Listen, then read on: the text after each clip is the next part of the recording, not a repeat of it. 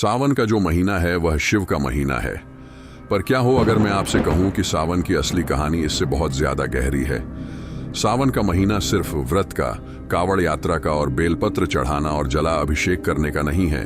इसके पीछे है आसमान का संकेत, इसके पीछे है पार्वती का संकल्प, पार्वती की तपस्या, इसके पीछे है चंद्रदेव का श्राप और इसके पीछे है गंगा जल का रहस्य।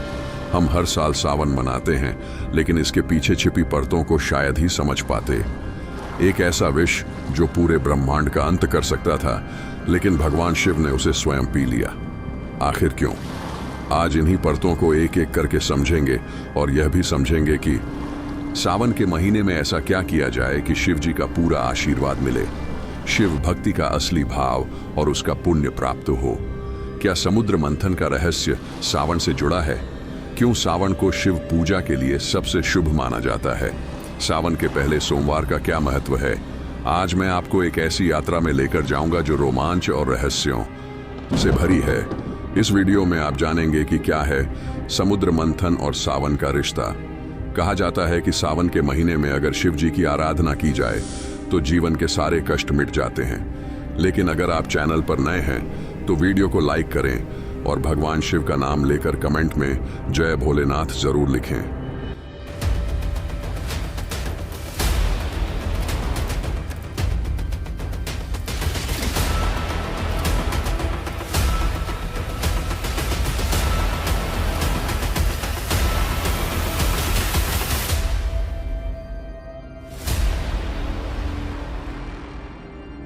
हम सब लोगों का ऐसा मानना है सावन का जो महीना है वह शिव का महीना है।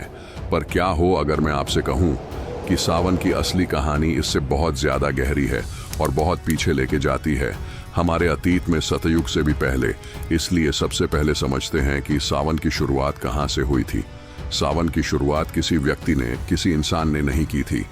बहुत समय पहले हमारे जो ऋषि मुनि होते थे ना, वह आसमान देख के समय का पता लगाते थे। समय मतलब उस दिन का समय नहीं आने वाला समय भी जब पूर्णिमा श्रवण नक्षत्र के आसपास पड़ती थी, तो उस आने वाले महीने को, उस समय को श्रावण का महीना कहा जाता था। समय के साथ यही श्रावण का महीना अब सावन का महीना कहलाने लग गया। मतलब सावन का जो पहला संबंध था वह किसी मंदिर से नहीं था, वह आकाश से था। लेकिन सावन की पहचान जो है वह सिर्फ इसके नाम सावन से नहीं बनी। इससे जुड़ी कथाएं, मान्यताएं और परंपराएं। समुद्र मंथन और नीलकंठ की कथा से तो हम सभी परिचित हैं। मान्यता है कि तभी से सावन जला। अभिषेक का विशेष महत्व माना जाता है, लेकिन सावन की जो सबसे रोचक कथा है ना, वो जला अभिषेक से नहीं जुड़ी हुई है, वो जुड़ी हुई है सावन सोमवार से। हम सभी सावन सोमवार का व्रत रखते हैं। पर क्या आपको पता है कि वो पहला प्राणी कौन था? दोस्तों, शिव पुराण के कोटि रुद्र संहिता में और साथ में मत्स्य पुराण के अनुसार राजा दक्ष जो मानस पुत्र थे, उन्होंने अपनी बेटियों की शादी की थी चंद्रदेव से। किसी बात पे चंद्रदेव से नाराज होकर दक्ष प्रजापति ने एक बार उनको श्राप दे दिया, जिसके कारण चंद्रदेव की जो रोशनी थी वो धीरे धीरे मध्यम होने लग गई। धीरे धीरे उनका तेज जाने लग गया और वो मृत्यु की तरफ बढ़ने लग गए। उनका शरीर क्षीण होने लग गया और मृत्यु हर दिन उनके और पास आती जा रही थी। तो यह तय हो गया था कि चंद्रदेव अब विलुप्त हो जाएंगे, खत्म हो जाएंगे। तब ब्रह्मा जी ने उनको यह सलाह दी कि आप जाइए प्रभात क्षेत्र और वहां जाकर शिव जी की आराधना कीजिए। वहां पहुंचकर चंद्रदेव ने शिव जी की आराधना शुरू की और वहां पर जाकर उन्होंने व्रत रखा। जब उन्होंने पहली बार उनकी तपस्या करना चालू किया, उनकी आराधना करनी शुरू की और साथ में उन्होंने रखा व्रत। वहीं से यह चलन शुरू हुआ कि सावन के महीने में सोमवार को व्रत रखना अच्छा माना जाता है, क्योंकि माना जाता है कि जब चंद्रदेव शिव जी की पूजा करने वहां पे बैठे, व्रत किया उन्होंने, तो वो जो समय था पृथ्वी में, उस समय सावन का महीना चल रहा था। कथा कहती है कि चंद्रदेव ने पूरे समर्पण के साथ सावन सोमवार के व्रत किए। उन्होंने कठोर तपस्या की, निरंतर शिव की आराधना की और तब जाकर महादेव के शरण में उनको एक नया जीवन मिला।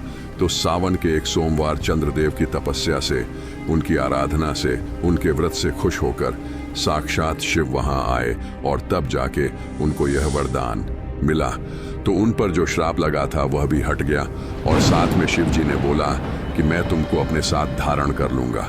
तो उन्होंने केवल चंद्रदेव का रोग दूर नहीं किया, बल्कि चंद्रदेव को अपने सर पर अपनी जटाओं में जगह दे दी और तभी से शिव जी का नाम चंद्रशेखर भी पड़ गया। ये सब कुछ हो रहा था सावन में, और यह जो दिन था वो था सावन, सोमवार का दिन। इसीलिए आज भी सावन सोमवार का जो व्रत रखा जाता है वह मन की शांति के लिए, लंबी उम्र के लिए, अच्छे स्वास्थ्य के लिए रखा जाता है, क्योंकि यह माना जाता है कि सावन के सोमवार में आप शिव जी से यह सब जब मांगते हैं तो शिव जी आशीर्वाद स्वरूप आपको वैसे ही यह सब प्रदान करते हैं जैसे उन्होंने चंद्रदेव को किया था। लेकिन जहां चंद्रदेव की यह पूरी कथा सावन को और सावन सोमवार को मन से और स्वास्थ्य से जोड़ता है, वहीं माता पार्वती की तपस्या इसे संकल्प से जोड़ती है, इसे कठिन तपस्या से जोड़ती है और इसे अटूट भक्ति से जोड़ती है। लेकिन उसी समय स्वर्गलोक में एक ऐसा संकट जन्म ले चुका था जिसने देवताओं की नींद उड़ा दी। देवताओं की शक्ति दिन प्रतिदिन कम होती जा रही थी। दूसरी ओर असुर पहले से कहीं अधिक शक्तिशाली बन चुके थे। बार बार युद्ध होने लगे और हर बार देवताओं की हार निश्चित दिखाई देने लगी। जब सभी मार्ग बंद हो गए तब देवताओं ने भगवान विष्णु की शरण लेने का निर्णय लिया। लेकिन उन्हें नहीं पता था कि यहीं से आरंभ होने वाला था वह दिव्य निर्णय जो सावन के सबसे पवित्र रहस्य का कारण बनेगा। देवताओं ने वैकुंठ पहुंचकर भगवान विष्णु को प्रणाम किया और अपनी सारी व्यथा सुनाई। भगवान विष्णु मुस्कुराए। उन्हें पहले से ही इस संकट का कारण ज्ञात था। इंद्र ने कहा, प्रभु, यदि शीघ्र कोई उपाय नहीं मिला तो स्वर्ग पर असुरों का अधिकार हो जाएगा। भगवान विष्णु ने कहा, समाधान एक ही है, समुद्र मंथन। क्षीर सागर में अनेक दिव्य रत्न और अमृत छिपे हुए हैं। यही मंदराचल पर्वत मंथन की मथानी बनेगा और नागराज वासुकी मंथन की रस्सी बनेंगे। लेकिन यह कार्य देवता अकेले कभी नहीं कर सकते थे। भगवान विष्णु बोले, इस कार्य के लिए असुरों की सहायता भी लेनी होगी। यह सुनकर सभी देवता आश्चर्यचकित रह गए। अपने सबसे बड़े शत्रु के साथ मिलकर काम करना उन्हें असंभव लग रहा था। भगवान विष्णु ने कहा, धैर्य रखो, समय आने पर धर्म की ही विजय होगी। भगवान विष्णु की आज्ञा लेकर देवता असुरों के राज्य की ओर चल पड़े। उन्हें नहीं पता था कि यह यात्रा पूरे ब्रह्मांड का इतिहास बदलने वाली है। देवता पहली बार अपने सबसे बड़े शत्रु असुरों के राज्य में पहुंचे। असुर राज बलि ने आश्चर्य से पूछा, आज देवता हमारे द्वार पर किस लिए आए हैं? इंद्र ने समुद्र मंथन का प्रस्ताव रखा और अमृत को दोनों पक्षों में बांटने का वचन दिया। वर्षों की शत्रुता के बाद पहली बार देव और असुर एक साथ खड़े हुए। इस काम के लिए दो चीजों की आवश्यकता थी। पहली एक बड़ी सी मथनी और दूसरी एक मजबूत रस्सी। मथनी के लिए मंदराचल नाम का पहाड़ चुना गया। यह पहाड़ इतना बड़ा और भारी था कि इसे उठाना देवताओं के लिए भी मुश्किल था। रस्सी के लिए वासुकी नामक एक बड़े से सांप को चुना गया। हर किसी को अमृत का लालच था और उसी लालच में वासुकी भी था। उसने अमृत में हिस्सा मांगा और मदद करने को तैयार हो गया। सभी असुरों और देवताओं ने मिलकर मंदराचल को समुद्र के बीच में रखा। वासुकी को उस बड़े से पहाड़ के चारों तरफ लपेट दिया गया। अब सारी तैयारी हो चुकी थी। मंथन की शुरुआत हुई। देवताओं ने वासुकी की पूंछ पकड़ी और असुरों ने उसका सिर। मंथन शुरू होने के कुछ समय बाद मंदराचल नीचे डूबने लगा। वह इतना भारी था कि समुद्र उसे संभाल नहीं पा रहा था। देवता और असुर परेशान हो उठे। देवता भगवान विष्णु से सहायता मांगने लगे और विष्णु जी ने एक बड़े से कछुए का रूप धारण किया और मंदराचल जैसे विशाल पहाड़ को अपनी पीठ पर उठा लिया। अब मंथन फिर से शुरू हुआ। मंथन चल रहा था। इतने शक्तिशाली देवताओं और असुरों के कारण समुद्र में बड़ी बड़ी लहरें उठ रही थीं जो आसमान को छू रही थी। वासुकी सांप के शरीर से धुआं निकल रहा था। उसके मुंह की तरफ असुर थे और वासुकी के मुंह से इतनी गर्मी निकल रही थी मानो सभी असुरों का शरीर पिघल जाएगा। देवता भी थक गए थे। सबकी सांसें फूलने लगी थी। अमृत का लालच ही ऐसा था कि इतनी कठिनाइयों और परेशानी के बाद भी कोई पीछे नहीं हटा, ना ही देवता और ना ही असुर। समुद्र में उथल पुथल मच गई। पानी में बुलबुले उठ रहे थे। ऐसा लग रहा था कि समुद्र गुस्से में है। मंथन चलता गया और समुद्र से कई चीजें निकलने लगी। पहले कुछ रत्न निकले, फिर कुछ सुंदर चीजों का आगमन हुआ। यह सब देखता और असुर खुश हो गए, लेकिन सबकी दृष्टि अमृत पर थी, जिसका एक छोटा सा संकेत भी किसी को नहीं मिल रहा था। फिर कुछ ऐसा हुआ जिसकी कल्पना किसी ने नहीं की थी और असुरों एवं देवताओं सबको चौंका दिया। समुद्र से एक काला और भयानक विष निकला जिसे हलाहल विष का नाम दिया गया। यह जहर इतना भयानक था कि उसकी एक बूंद से पूरी दुनिया जल सकती थी। इस विष के चारों तरफ आग की लपटें थीं। वातावरण में एक बुरी गंध चारों ओर फैल गई थी। देवता और असुर डर गए। इंद्र बोले, हम तो अमृत चाहते थे, यह जहर कहां से आ गया? हलाहल विष समुद्र से बाहर आ गया था। चारों ओर डर का माहौल था। वातावरण काला, सारे पेड़ सूख गए थे और आसमान से पक्षी गिर रहे थे।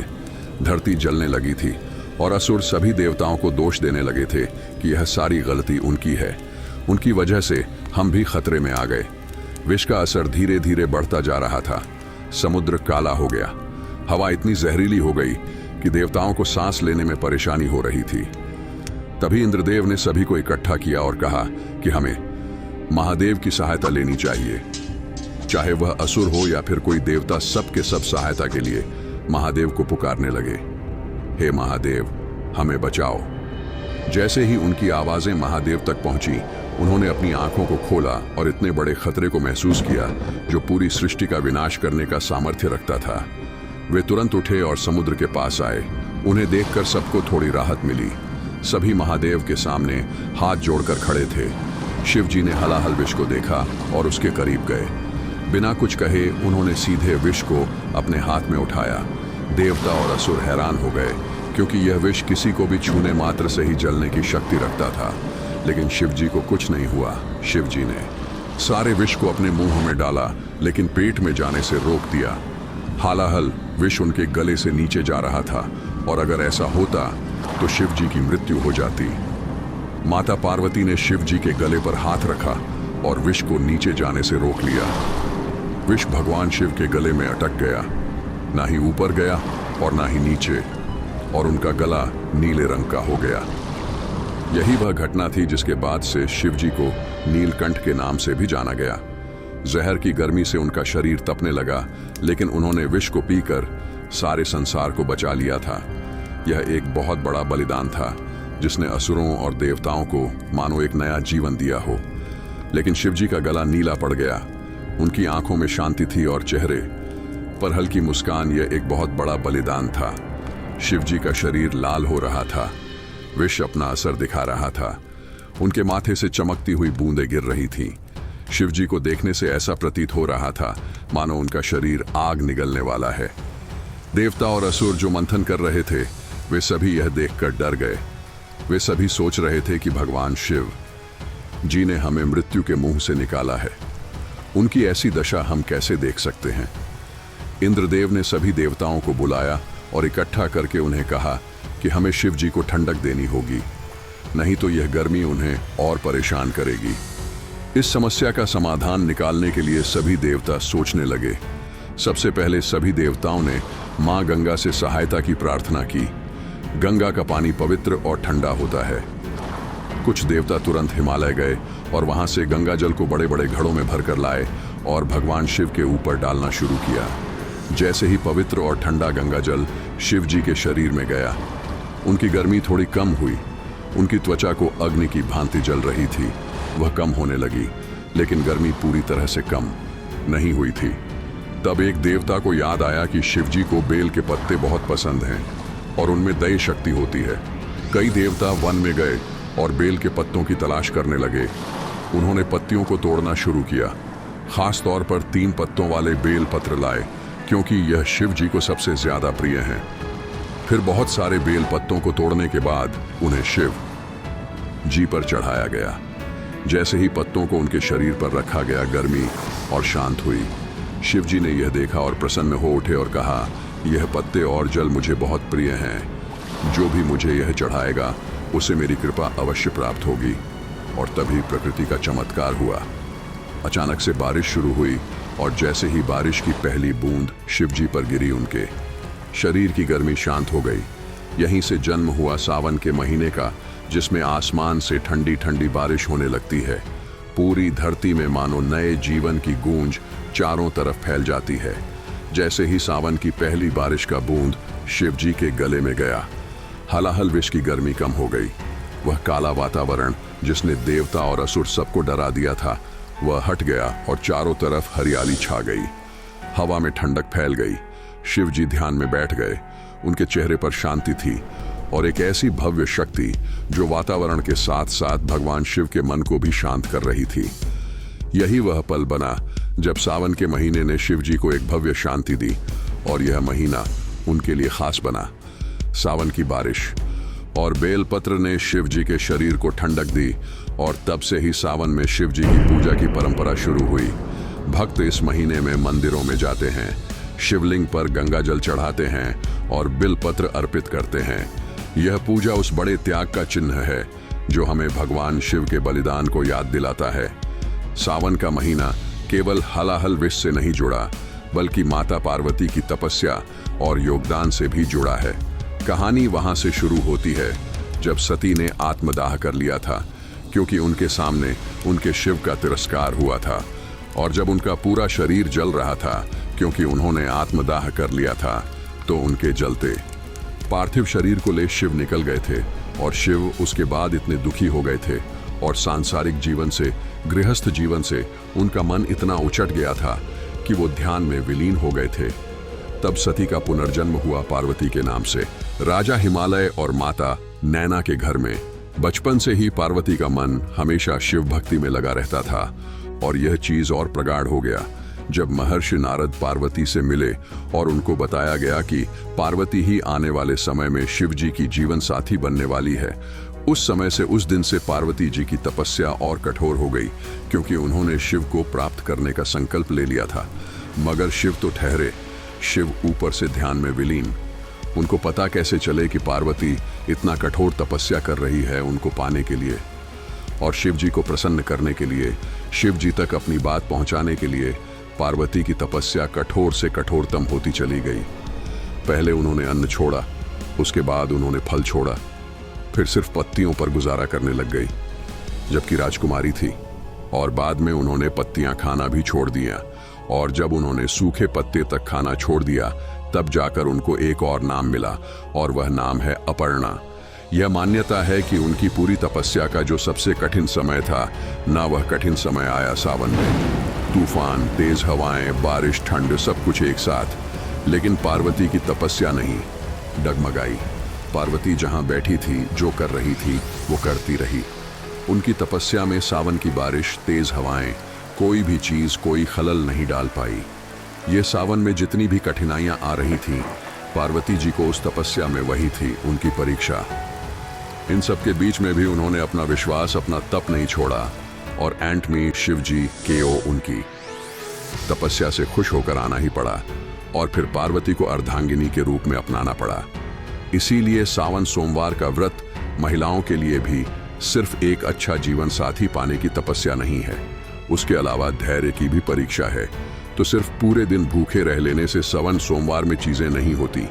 उस दिन आपको मन से शांत रहना पड़ता है, धैर्य रखना पड़ता है, संकल्पित रहना पड़ता है, तब जाके आप जो चाहते हैं वह आपको मिलता है, क्योंकि पार्वती को वो मिला था जो वो चाहती थी, एक अच्छा जीवन साथी। ऐसी दिव्य कथाओं के लिए हमारे चैनल को सब्सक्राइब करें।